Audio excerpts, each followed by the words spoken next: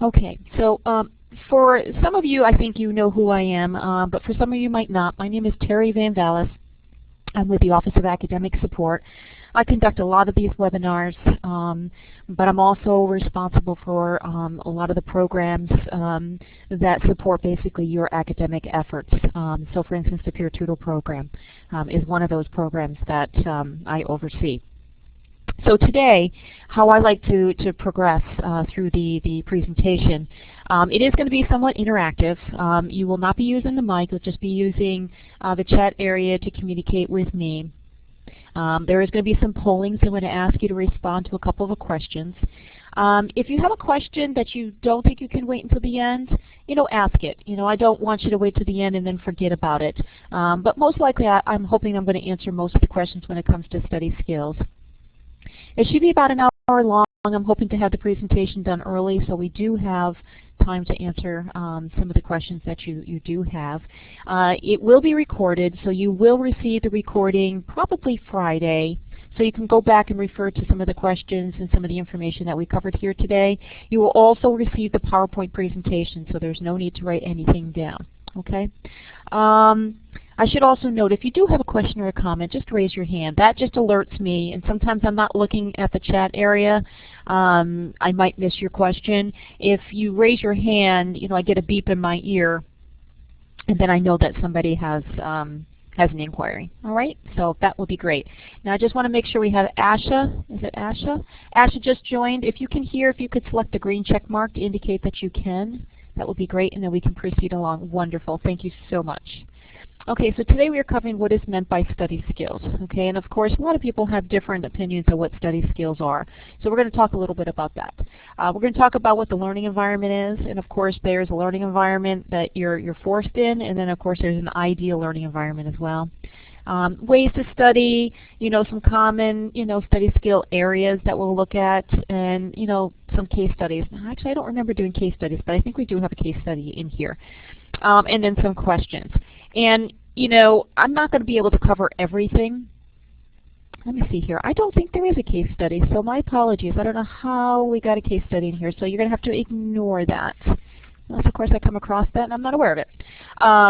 This is not to cover every aspect of study skills. It really is to just give you an overview to increase your awareness of what this means, and hopefully, you can obtain a little knowledge, maybe change a couple things. And then, of course, I'll give you some links, too, where you can find more information about this. So what is really meant by study skills? I don't mean to read the slide, but basically the common response typically is the way you study in the environment you study in. It is and it isn't, okay? And I think you'll understand as I go forward. What is really meant, truly, is that there's lots of elements to study skills, and I've listed quite a few. And the ones that really come, to play, at least most of the time for me, when I talk to some students, is really time management, the reading, the writing skills, the anxiety, not necessarily the listening, but maybe the note-taking skills, especially when you're reading a textbook. And of course, you're not expected to be an expert in any of these areas, by the way, these topics, okay? So you just want to be comfortable and understand different areas of studies, and maybe concentrate on specific areas that you might be having some difficulty with. So for instance, time management. Time management's a big one that a lot of students do struggle. We're adult learners, you're at Empire State College, so the typical, average age is 35, which means you are definitely getting hit with lots of commitments outside of, if you're working and outside your family, so it is a time management issue. So I do a time management webinar as well that covers, some strategies. So why don't we do a poll, okay, because I think this is important, and you'll understand why it is. So if you just give me a minute, I'm going to put the polling up, and you're going to notice that the green check mark, okay, and the X are going to change to letters. So if you could please just select the letter that applies to the first poll, which is where do you study, okay? So you've got A for kitchen, B for library, C for bedroom, D anywhere you can, and then E other, okay? Might be some other place that you find much better. So far, okay, we've got D anywhere you can, so 50-50, and then we got E for other, okay. So it looks like really the majority, and I don't know if Nelson, I think Nelson can still not hear. The majority of you study anywhere you can. Okay, all right. So let's clear this, and then what I'm going to want you to do is to answer the second poll, which is when do you study? Okay, so A for morning, B for afternoon, C for evening, D late at night, E any open time. I am not surprised by these answers by no means, by the way. Okay, I don't even have to put the poll up, but I'm going to anyways. The majority of you at any open time. And my guess is because you have other commitments that are taking up your time and you're forced to basically, right, study any time you can, any open time. Okay. So I guess the reason why I asked you, okay, these questions is because it does start to, you know, hopefully you're thinking, geez, you know, maybe I should be studying at some other time. And so what is the, I guess, the benefit of knowing, and why could this possibly be not, for instance, the best place to study, and when to study? So that's just something just to consider for the next slide. So, ideal. Just out of curiosity, you know, in the chat area, when is your ideal time? When do you think you would be best, okay, studying? Okay, actually we did an environment, pardon me. Let me ask it differently. So hold that question, Xavier. Your ideal learning environment, what would it be? Just out of curiosity. Look, don't even look at the slide, but what would it be? What's the ideal learning environment? Because sometimes if you're studying in the kitchen, it could be possibly because, you know, you're trying to cook dinner, and the only time you can do this right now is having the laptop on the counter like I was doing the other night, have my laptop while I'm cooking dinner and carrying that conversation with my daughter about her homework. That is obviously not the ideal learning environment for me. Mom cave. I like that. We've got the man cave. There definitely should be a mom cave. Roomy, quiet, classical music in the background. I like that too, yes. Quiet. Okay. Good. So you all have an ideal learning environment, correct? And not everybody likes a quiet room. Like for me, you know, depending on, you know, what I am trying to accomplish, I might need quiet, and on the other hand, it doesn't make a difference. And it also depends, I'm wondering for you all, does it depend on your mood and what happened during the day? You know, if you had a really, really, really busy day at work, you know, coming home, typically you like a lot of noise when you learn, but you've had already so much noise during the day that you really want it quiet. And so being aware, okay, of some of those things make a huge impact on how you learn and what you absorb when you do finally settle down to learn. Right, exactly. It depends on what you're working on. Absolutely. If something actually requires your full attention, you definitely don't want any distractions.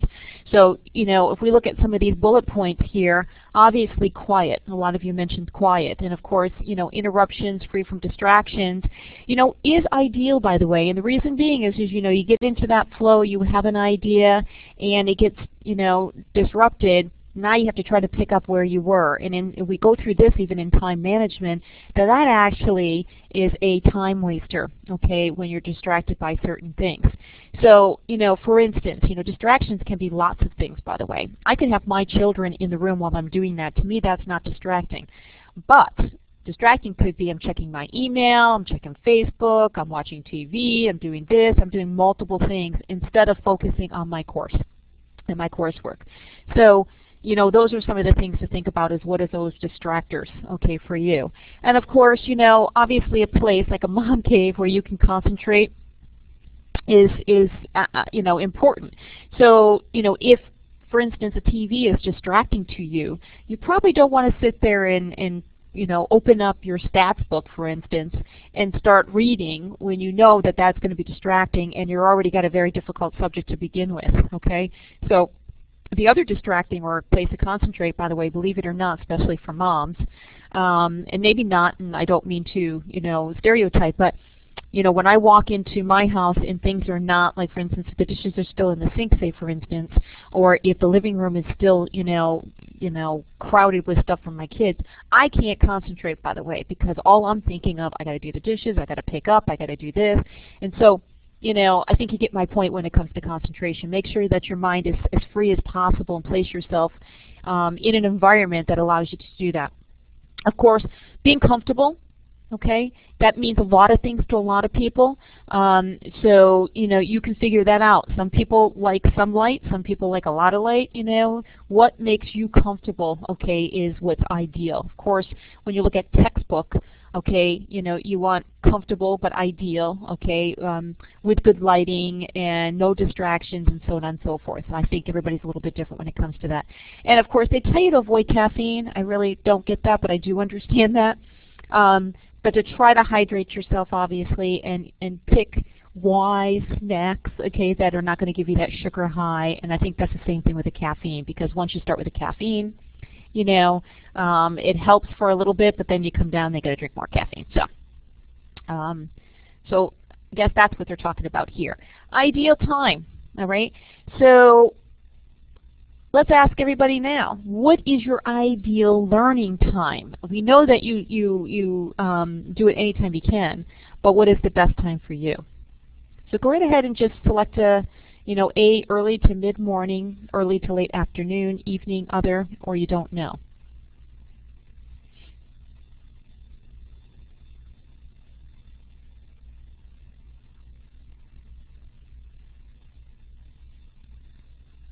Okay, great. Okay, so let's look at these. So the majority of you are saying early to late afternoon, okay? And then it looks like we've got a tie for, actually there's no tie, I think, yes, because Nelson didn't, or I didn't, they're saying.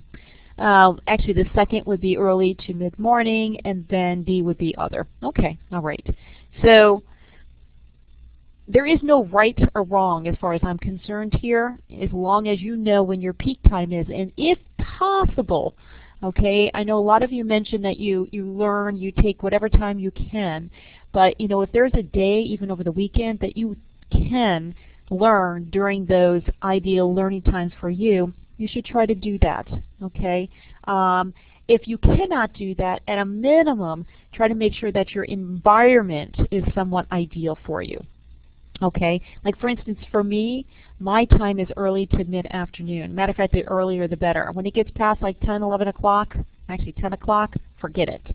You know, now of course I'm working during that time, so that leaves me for the evening. And so I find myself doing a lot of the work in the evening. I am not as sharp, okay, in the evening. I'm pretty spent, okay, and it does impact my learning. Okay, so I try to do, you know, when I can before I even get to work, which I get to work about 7 o'clock, I try to do some work before then, all right? So,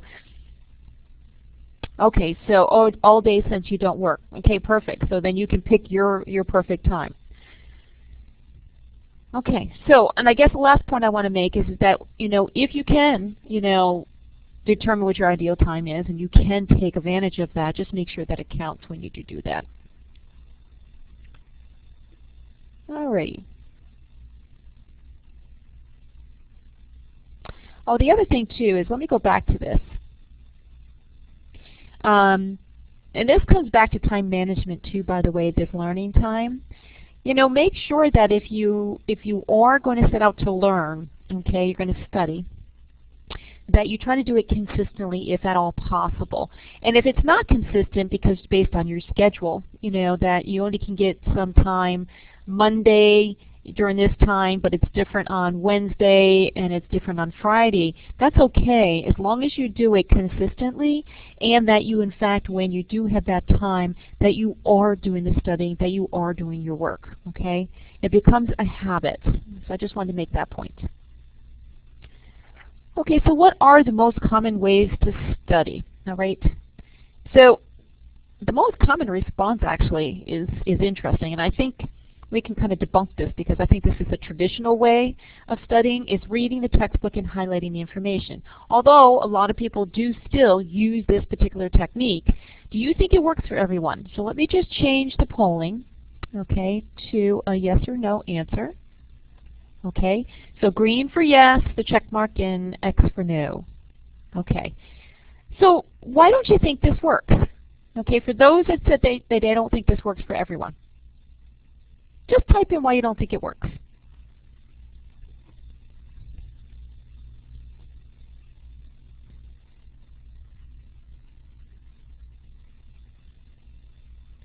Okay, good, Xavier. I don't like defacing my book. Yep.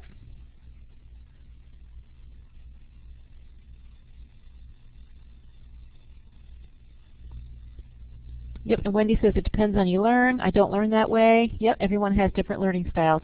Okay, so for the two that said that yes, this works for everyone, I want to know what your opinion is. So Heather says sometimes I absorb better than with a visual. Okay. So Asha, and I'm sorry, at CMCE, if you guys could just give us your perspective why you think it does work for everyone.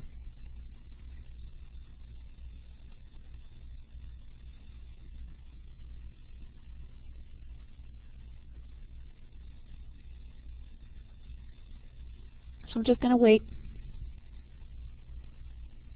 Oh, okay, so it works for you. Okay, all right. So do you think it works for everyone then? So I would assume you probably don't think it works for everyone. You think it just works for you. Brings important points up front. Okay, great, thank you. All right, so CMCE brings important points up front. Okay, so my guess is it probably works well for you. But believe it or not, it does not, okay, work for everyone. And again, it comes back to your own learning style and how you learn. If you are a visual person, if you are a hands-on person, if you are an audio, you know, different learning styles, this might actually make it worse, okay? Now, of course, you don't have to deface the book. You know, highlighting can also mean you know, using post-it notes. Okay, so here I'm just going to highlight a couple other ways to study. So, you know, instead of using a highlighter, okay, what if you used, you know, for instance, note cards, okay? And I'm really just encouraging everyone to maybe try one or two of these if, in fact, the way you're going about it now is not working, okay? Because you might find going, whew, okay, that might work for me. The other thing too is if you don't know your learning style, you really should try to find out what that is. And I don't think I have that link here today, which means I will make sure I send that out to you when I send out the recording. But understanding if you are really a visual, there are some strategies you can use. For instance, you know, note cards. You might need a visual, you know, to write those down and flip through. So you're seeing it, so you're taking information from the book, you're putting it on a note card, and you're flipping through it. So that's a visual for you. The other thing too is audio or audio, okay, or even hands-on to a certain degree, like for instance copying notes, although that's a text visual person, but reading out loud. If you're a hands-on person, believe it or not, some people reading out loud, okay, and walking around is a movement, okay, which is kind of almost a hands-on, so they have to move while they learn. And on oral, they're reading it out loud because they're listening to it, and so they're absorbing it that way. All right, so those, in like case studies, for instance, those are examples or demonstrations, okay, how it can be related back to something in the textbook. So these are, like I said, these are just suggestions, different ways. If you haven't tried these, try it. Matter of fact, I wonder how many, oh, thank you, Wendy. I appreciate that. So Wendy has put up the link for the learning, and I think, is that the Van Ark one? I think I have that name right. Wendy, is that it? Wendy, by the way, if I think this is this Wendy Scott? I think it is. If that's Wendy, Wendy is actually, okay, Wendy is one of our academic coaches, okay, who work with students that are new to the college or students that are at risk. And so Wendy helps out with, you know, ways to study, helps out with the learning styles. Okay, so she's a great resource. She's your tutor. Great, Mary. I'm glad you're here. Thank you. How many of you actually discuss topics with others? Just out of curiosity, just raise your hand, or a green check mark would be fine. Okay, keep going. Great. So do you find that useful? Because when you find yourself, what, kind of, you know, describing it or discussing it, is it reinforcing it back for you? Yes or no? Yeah? So green check mark for yes? Exactly. So that is a great way to learn, by the way, is to share, okay, what you've learned. And matter of fact, you know, when you're discussing it, I'll bet you probably, after you're discussing it, go, I guess I don't know that part of it. I should go back and I should reread, or I should, increase my depth of knowledge about that area. I bet you that happens as well. So that is a great, great way, I think, to study. And also even showing, and depending on, even showing somebody a concept, if it's a flow chart or you're writing it down, is another way of reinforcing it to you, but it's another way to study. Okay, so we've talked about, if you recall that last slide, or the couple slides back, we talked a little bit about what is meant by study skills, and we mentioned time management. I am only going to cover a couple things on the time management, okay? The only reason why I chose this is because it is a huge challenge for a lot of the students. So I guess what I want to say here is there is a variety of tools out there, okay, that can assess, I should say, the amount of hours that you have in a day, in a week, and so on and so forth, and it does this whole rating thing, blah, blah, blah. That might work for you, okay? That's great if it does. If not, and I think that can take up some time. There's other ways that you can manage your time, and it could just be as simple as, a weekly calendar, a listing, assignment calculator, they said, and actually I don't have that link either. Bad me. I'll have to send that one to you as well. That one I think was University of Maryland. Thanks, Wendy. It was on that last slide, Wendy, for time management, so if you had that, we can bring it up. But that is kind of a cool tool where you can type in that this is the day I'm starting the project, this is the day the project is due, and it gives you kind of really a to-do list. And personally, don't follow it, step by step, but at least gives you kind of a guide of where you should start and where you should end, okay, until maybe you kind of get used to getting back in. If you're new to the college and you've been out of school for a while, this might be a great way to go about trying to manage and organize your coursework. The bottom line here, though, is that whatever you do, okay, when it comes to time management, is you got to do it consistently, okay, and we'll talk a little bit about that. I'm just waiting for Wendy. I think she'll get it. When she gets it, we'll bring it back up again, okay? So just out of curiosity, how do you guys manage your time now? Yeah, Wendy, I thought it was University of Maryland. It was on the time management slide presentation. If not, don't worry about it. What I'll do is I will definitely send it to everybody and they can play around with it. So does everybody use some type of a calendar? Just out of curiosity, do you use your smartphone? Do you use the computer? Do you handwrite, a to-do list? Do you have a whiteboard? So are you, I guess in general, you're using something to manage your time? Good. So you're using a calendar. Good. I use a how to get things done. Good. I use my Outlook calendar. Wonderful. Okay, good. So you're using some tools. Do you look and review those on a consistent basis? Because that's another thing about time management is that you have to do it consistently. And the reason being is that you can then foresee if in fact there's going to be a problem, okay?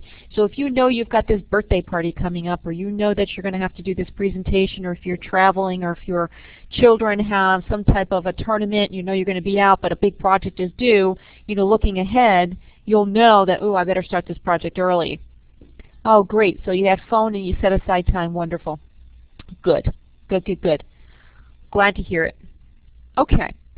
So here are just some principles I guess we can talk a little bit about, and it's interesting here because this is almost counterintuitive. Study difficult subjects first, and a lot of students go, what? Seriously? Do that first? Reason being, and I get the idea here is that difficult subjects tend to give us the greatest anxiety, right, and the stress. And we all do this, by the way, we're human. We want to just keep pushing that aside. So we procrastinate and procrastinate and procrastinate until it comes down to the point where we actually have to, okay, Wendy, great, we'll look at that in a minute. And so when it's time to come to that subject, we're tired, we're not fresh, and it becomes more difficult than what it really is. So the premise really is that when you start a difficult subject first, you're fresh, you can process the information much quicker, and believe it or not, it saves you more time. And the other point I'm going to make about that is that with a difficult subject, if you get a little done at a time and you always start it first, it reduces your anxiety and stress, believe it or not, because you accomplished something. And it allows you also to foresee if you're going to have more difficulty than you had expected, okay? Or you might be surprised going, well, geez, this is not that bad, all right? So try doing that. So if you're one that keeps those difficult subjects and you wait to the last minute, try reversing that, all right, and see if that helps a little bit, all right? So use distributed learning in practice. Well, what does that mean? Okay, well, what that means is study in shorter time blocks, okay, with short breaks in between. All right, and the reason being, again, is it keeps you from getting tired and wasting time. Now, I will tell you, I have very difficult time doing this because once and I'm sure most of you probably are in the same boat, once you get going, you definitely don't want to stop. And, you know, for instance, I'm in grad studies, and I use this example all the time, so my apologies if you've heard this. You know, I was up last night till like 11 o'clock, and I was on that computer for 3 hours. And I was doing 3 different things, and I wouldn't give up. I finally, at 11 o'clock, had to say, okay, I can't do this any further, okay? So, and I didn't take any breaks. And so, granted, yes, I'm telling you to do this, and I don't necessarily practice it all the time. Know when you need to take the time, though. I do at times know, well, okay, I just can't do this anymore. I need to go take a break. But when you do take that break, okay, make sure that you return, okay, back to what you were trying to do. And maybe what you say is, okay, I'm only going to work on this for, you know, a half hour. I'm going to walk away, and it's only going to be 5 minutes, refresh, walk around the house. Don't do anything in the house, though, because then you're going to get sidetracked.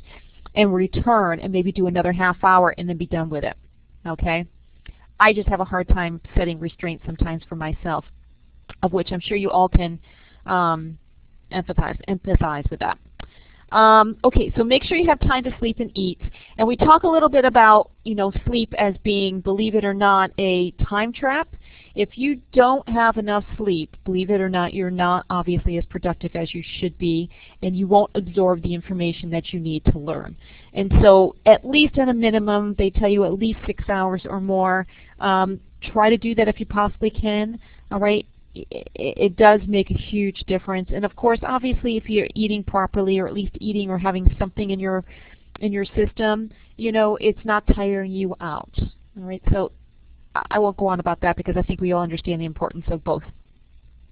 And then, of course, combine activities. Okay, this is not multitasking. Okay, I want to make sure that we're clear on this. Okay, because multitasking, believe it or not, is a time trap. So what I mean by combining activities is you all mentioned that you learn whenever you can, whenever the time is available. And so my guess is that if you're sitting at, you know, like me for instance, I'm sitting at basketball practice 3 times a week, and then I'm going to swim, you know, 4 times a week. So there's 7 days in my life that I'm sitting somewhere. I'm bringing my laptop, okay, I'm bringing my books, you know, I'm taking the time to do that. Or if I'm sitting in the doctor's office, you know, I've got at least a half hour I know I'm going to be sitting there. What can I do? I might be looking at my calendar to see what's coming up. Or I might be making notes or to-do list. So try to see if you can combine. That's what I mean by combining activities, okay? If you're doing laundry, well, while you're doing laundry, can you do that? Same thing if you're in the kitchen and you do have a laptop. Can you check your posts in the discussion areas, okay? Look at those. Maybe not necessarily respond to them, but at least you're reading them. You're thinking about it, you're reflecting, and maybe you can respond to them later, which will save you a little time. That's what I mean by combining activities. Okay? Yes, Wendy mentions, you know, record reading your text and playing it in your commute. Exactly, which is a great idea. Some textbooks will be on tape that you can just pop in, okay? Otherwise, if they're not, if you have the time to record those, I think that's a great idea. Save some time. And again, only if, in fact, that is a good way for you to learn. I know for me, I can't do that. I get way too distracted. Next thing I know, I'm zoning and I'm not even hearing anything on the recording, which is not a good thing. Okay, so the other element that we talked about, and like I mentioned, I wasn't going to cover them all, but I picked up concentration and time management were the 2. I don't think I cover them all. You know, concentration can be difficult, okay? You know, especially when you have a lot of things on your mind. And we're not going to go through this self-quiz. It will be on the PowerPoint, but you might want to take this when you receive that, just out of curiosity, to see what the internal distractors are if, in fact, you don't know. Because we talked a little bit about that. So, and I apologize, this is a really bad slide, and I will redo this one. So let me see if I can kind of highlight a couple of these. So, you know, ways to improve your concentration. You know, set study goals before you begin, you know, and I mentioned this earlier, like I will go 3 hours and just keep plowing through it. Probably not the best way, quite honestly, even though I might have set the goal for 3 hours. But you might want to set the goal, like I'm going to read chapters, you know, 1 and 2, and I'm going to read it between now, you know, time from X to, you know, to Z, or I'm going to read it on Monday, I'm going to read chapter 1 on Monday, and I'm going to read chapter 2 on Wednesday, whatever it might be, but set some goals. And also switch it up, you know, divide the study periods, okay, between subjects. So again, we talked about difficult subjects versus easy subjects. You know, maybe you've been doing the easier ones, now switch it up and start doing the difficult ones and see if that makes a difference. This is the other thing. I'm sorry, I'm a big proponent of this one for sure. Always have a notebook handy. And if you don't, if you've got, you know, a phone and you have text, you know, use that. I think a notebook pad is better, but you're always thinking. I don't know about you, but when you're in school, you know, you're constantly thinking, you're reading, lots of thoughts are going through your mind, you're reflecting about those readings, you're reflecting about how they connect with your life, how they connect with, you know, maybe your prior knowledge, how they connect to, you know, something, you know, else in your life, how they connect to, you know, your friend, whatever it might be. Your brain is constantly thinking. Even when you're in bed, you know, when you go to sleep, it's thinking, you're waking up, you have some thoughts. Write them down, because a lot of that information can be transferred to your written assignment, to a post, you know. For instance, again, I'm going to bring back to my grad studies, the course I'm taking. You know, they want us to tell stories, and the information that we are learning about is how does that make a connection to your current life? Can you actually make the connection? And if you can't, then that's fine. It might make a connection in the future.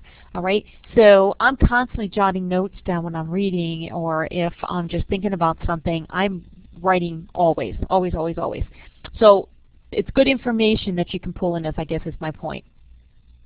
You know, this point about keeping score of your concentration, you can do that. It's something that, how can I refer it to? Each time you break your concentration, you're putting, you know, a check mark or a hash mark down, and then you count those. You can do that. What ends up happening is it really increases the awareness of how often your concentration is being broken. And over time, it's supposed to train you, okay, to resist, okay, wandering. It might work, it might not. I don't know. The other thing too is study with a pencil in your hand. The distractions we talked about, just remove those distractions, like the phone, the internet, you know, whatever it might be. We talked about start with short study periods. We talked about take a break. You know, make the most of the rest periods, do something different. And when I mentioned earlier, when you do those rest periods, and actually rest periods are something totally different than taking a break. When you take a break, make sure you just return, that's all. The rest periods, what they mean there is making sure that they count. So, you know, if you're tired and you really need a night off, make sure you're doing something that is going to rejuvenate you, and that really does make a difference, if at all possible. You know, I know that that can be difficult, and it's easy for me to say that, but see if you can do that. You know, and by the way, you should recognize that you might need that rest period, by the way. But knowing that if you do take that rest period and you're not studying that night, you're not doing anything, that you might have to do a little extra, okay, on the nights that you are. But try to recognize that, okay? And then the last one I want to cover is reading comprehension, because this truly can be a big block for a lot of students. And And a lot of students believe that they have to, if the assignment is to read chapters 1 through 3, they're going to read chapters 1 through 3. When in fact, you don't necessarily have to read from cover to cover or from chapter to chapter. All right? And so what I suggest before anybody starts reading is that what do you know about the subject way before you started reading? Okay, just jot down some of those areas, or at least in your mind you know. And the other thing too is before you read, why you're reading. You know, make sure you understand what the assignment is first of all. You know, don't start reading just because that's part of the assignment. Are you supposed to use that information out of the textbook to write something for the assignment, or is it really to maybe have a discussion in the discussion area? So make sure you understand why you're reading. Okay. So it mentions here about brainstorming, group discussion, you know, concept or mind mapping. You could do that, okay? However you want, okay, to activate the knowledge that you have already about the topic, you know, go for it. Now I mentioned this too a little bit, you know, while you read, you know, do short bursts, okay? Again, you know, depending on the topic, you might be able to read the book, you know, within an hour, so you don't have to take a break if it's a really easy read. You know, some of the history courses we have here, some of the reads are about someone's story, you know, and it's a real life, you know, story, and you don't want to put the book down because you're very much engaged. That's okay. But, you know, when you're reading something that's a little bit difficult, like for instance human nutrition, you know, they talk about the digestive system.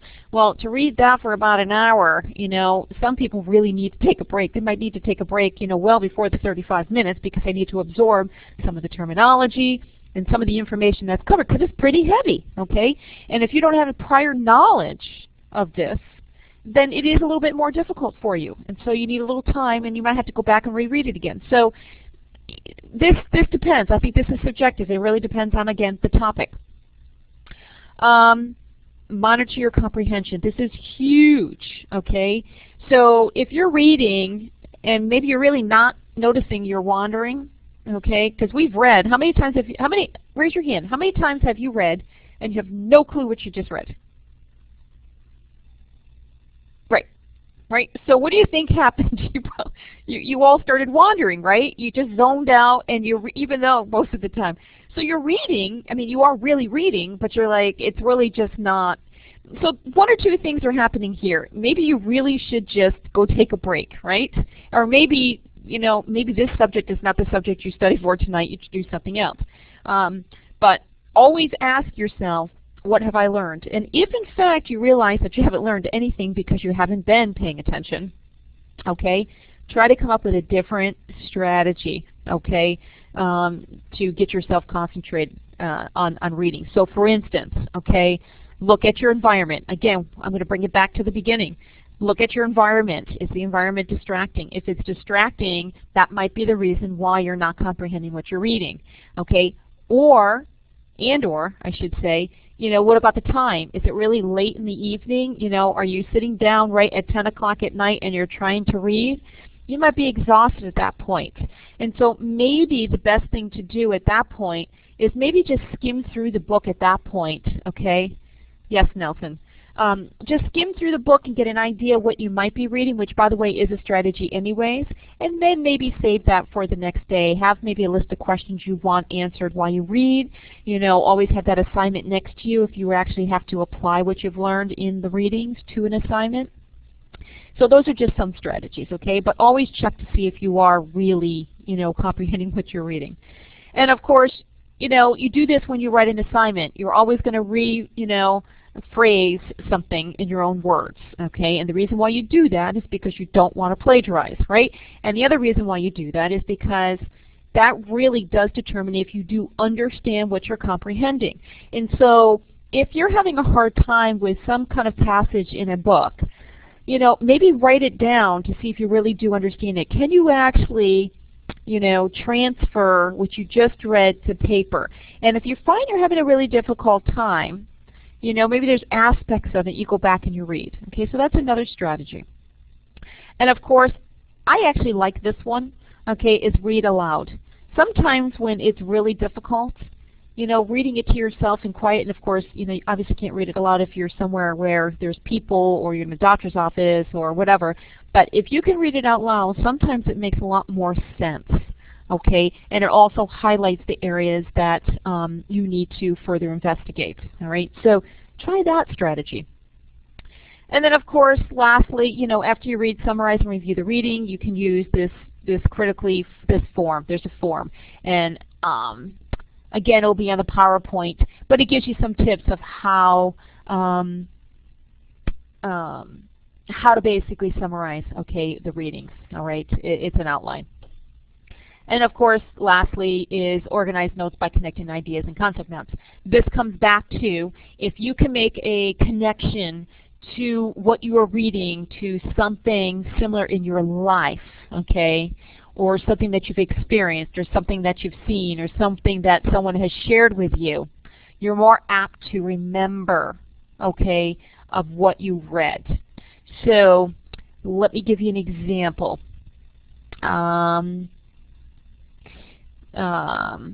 I just watched a video on do schools kill creativity? Okay, and obviously there's lots of arguments about yes they do and no they don't. Okay, and as I'm listening to that video and the speaker, I should say, I can immediately make connections to what this person is saying by stories, by examples, and so I jot those things down, because now I'm going to remember this particular speaker, okay, and what he spoke about, because I have examples of my knowledge, of my experience.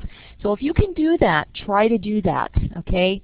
And the other thing too, by the way, if you can do that, why not share that? Sometimes, depending on the written assignments, you can actually share that. All right, so before I go through any of this, do we have any questions? I know I covered a lot. But does this make sense? Do you think that you can incorporate some of the things we covered in here today? Okay, good. So any questions? Comments?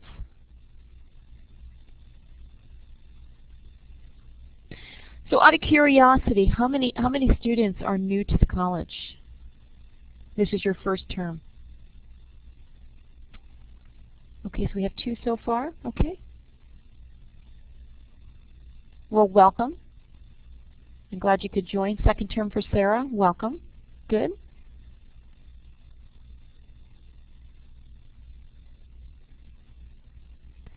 So Xavier, explain that. Okay, so Marianne, you're returning. Well, welcome back. I'm glad you returned.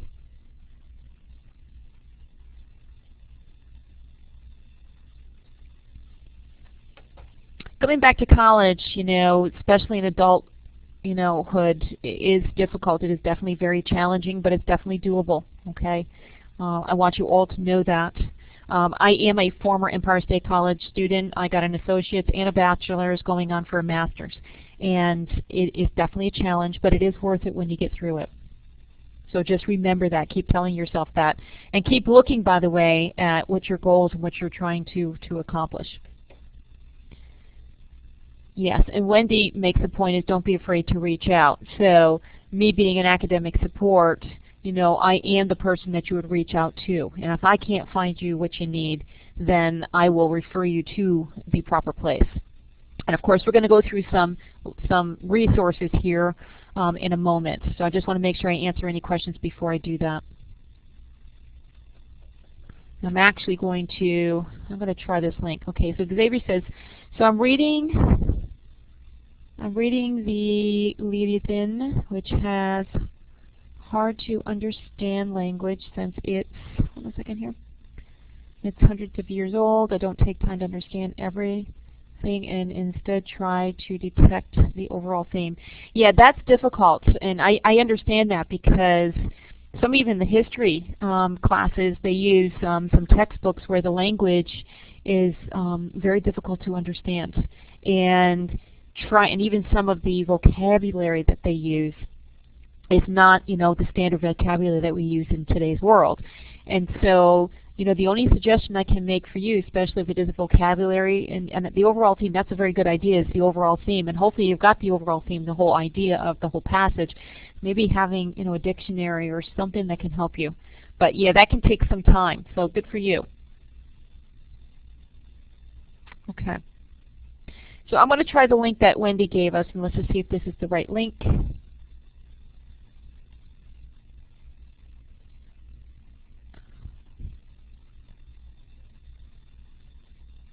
Okay, it is. Well, no, it's a different one. Oh, this link. Oh, okay. This is what you did. All right. I'm going to give you a different link. I know which one you did, Wendy.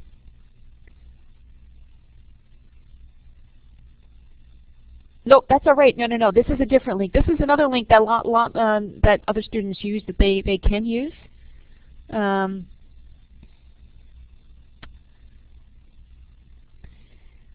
This one will sit here and calculate, okay, you know how many hours you're sleeping in a day, in a night, I should say. I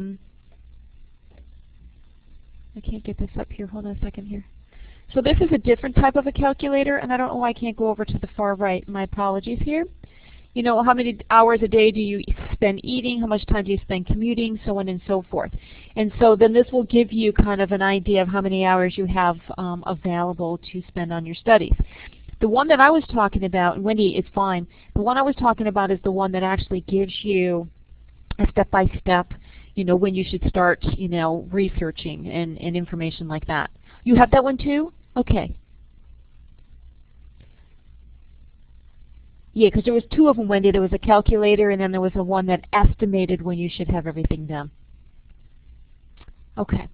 So let's talk about some resources, okay, that can help with some of your study skills, but also can okay, there it is, University of Maryland. I just want to show everybody this one because I really think this is kind of a cool tool. There we go.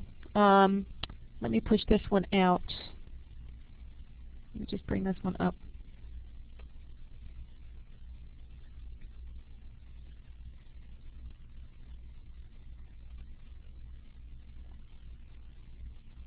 Oh, come on.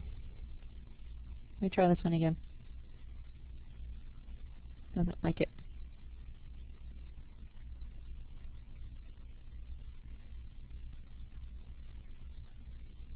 There we go. So let's just say you have an assignment that was given to you today, and it is due 2 weeks from now, okay? Or on the 27th. Let's put that. Oops. And what it does is it calculates, it gives you kind of an idea. And again, like I said, this is just a guideline. But if you're struggling with when to start and what to do, it will tell you, obviously on a daily basis, you don't have to do that, you can combine some things, but, you know, understand your assignment. Look at, you know, for instance, you know, what type of format that you need to use for citation, okay, if you're not sure.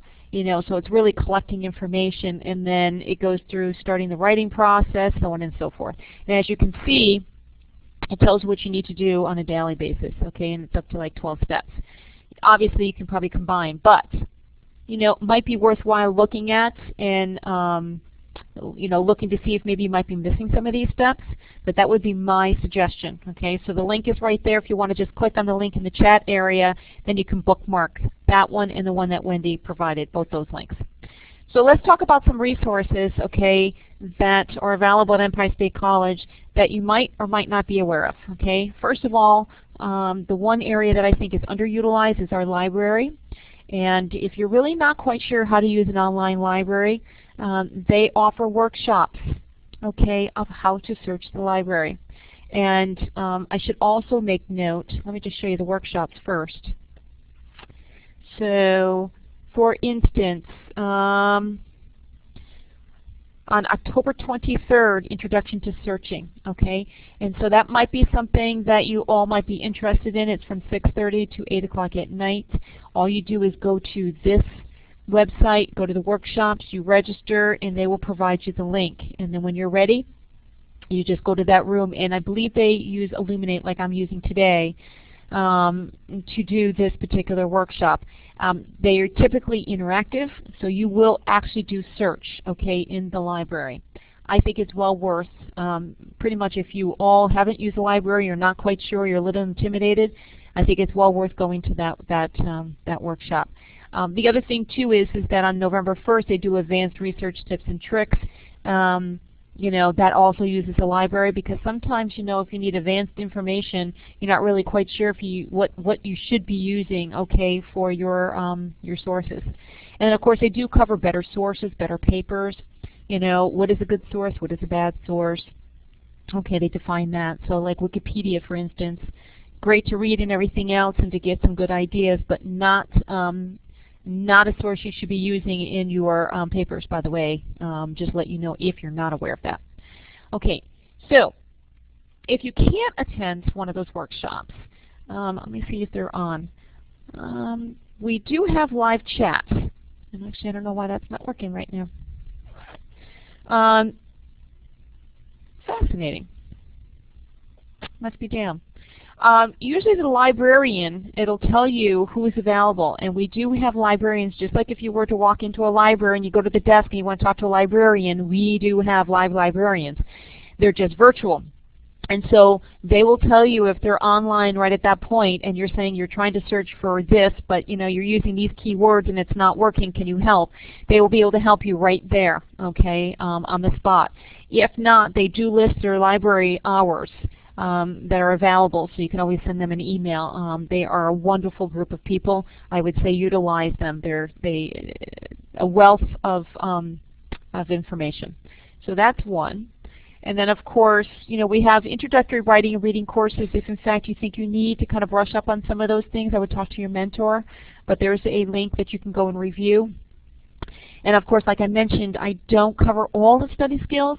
So there is a link here on my PowerPoint that you can review when you receive the PowerPoint and see if there's anything else that you want to learn about. If you need a tutor, of course we have, I oversee the tutoring program. If you think that you're kind of struggling with the content and not understanding the concepts of some of the courses, it's really not a reading comprehension, you know, issue or anything else like that, we can provide a tutor if one is available. And Smart Thinking is another place where you can read some assistance. So, you know, look at that particular online tutoring service. That's available under the Learning Support tab, which I'm going to bring this up as well. You know, I'm doing an awful lot of talking today. You guys sure you don't have any questions? So I'm just going to push this out to the chat area. Oops, pushed down a couple times. But this is an area that has a lot of information. You know, it has a library link. It has the workshop links. For the workshops that I do, it has links to lots of resources. Here are some study skill areas: academic reading, research, critical thinking, you know, note-taking, time management. So, you know, again, a good place to go. I would say become very familiar with this particular place. Smart Thinking, if you're not aware of Smart Thinking, it's a free online tutoring service. You can submit your papers and receive some feedback, okay, and then that allows you to incorporate some of that feedback to make stronger, you know, compelling papers. Of course, the Writing Center, if you feel that you need a writing coach beyond what Smart Thinking can provide, that is something I also oversee. And then, of course, you know, I'm always available if you want to have a discussion. If you're not sure really what you might need, you know, you've tried, you know, X, Y, and Z, you know, you can always definitely contact me. So I'm just going to put, there's our office email. And this is how I can be reached directly. Or I can be reached at this following number.